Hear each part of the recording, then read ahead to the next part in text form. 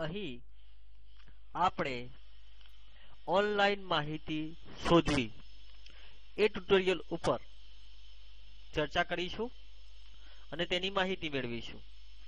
સૌપ્રથમ જોઈએ તો ઓનલાઈન માહિતી મેળવવી। જ્યારે તમે ઇન્ટરનેટનો ઉપયોગ કરતા હોવ છો ત્યારે ઇન્ટરનેટ પર આજે વેબસાઇટ પર ઘણી બધી અબજો ગણી માહિતી ઉપલબ્ધ હોય છે। હવે સર્ચ એન્જિન આ માહિતી શોધવા માટે તમને ઈઝી સરળતા રહે તે માટે મદદ કરે છે। એક અથવા વધુ કીવર્ડ્સ તમે જ્યારે લખો છો અને સર્ચ એન્જિન પર સંબંધિત વેબસાઇટ નું માળખું તમને તે સર્ચ કરી આપે છે, શોધી આપે છે।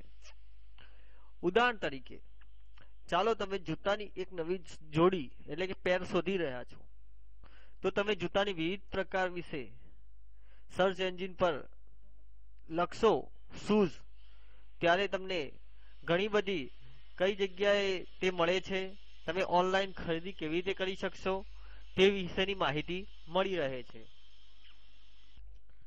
અહીંયા આપણે આ ઇમેજમાં જોઈ રહ્યા છીએ એ પ્રમાણે અહીંયા આપણે ગૂગલ્સના આ જે પિકમાં જોઈ રહ્યા છીએ એ પ્રમાણે શૂઝ અહીંયા આપણે લખ્યું છે, તો એના માટે અહીંયા આ ઓલમાં shoes@zappos.com એટલે કે આ વેબસાઇટ પર મળે છે।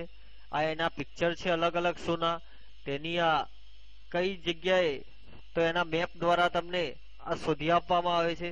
આ રીતે તમે ઓનલાઈન માહિતી શોધી શકો છો। ઓનલાઈન માહિતી શોધવા માટે તમે વિવિધ પ્રકારના સર્ચ એન્જિન જે અહીંયા ગૂગલ આપણે દર્શાવ્યું છે, આ ગૂગલ જે સર્ચ એન્જિન છે એ જ રીતે બીજા ઘણા બધા નવા સર્ચ એન્જિન છે। એમાં સૌથી લોકપ્રિય સર્ચ એન્જિન તરીકે ગૂગલ, યાહૂ અને બિંગ આ ત્રણ સર્ચ એન્જિન એવા છે જે સૌથી વધારે વપરાશમાં આવે છે અને તમને તેના ઉપર બધી જ માહિતી મળી રહે છે।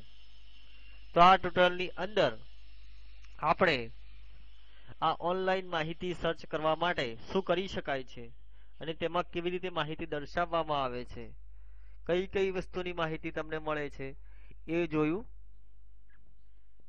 આભાર।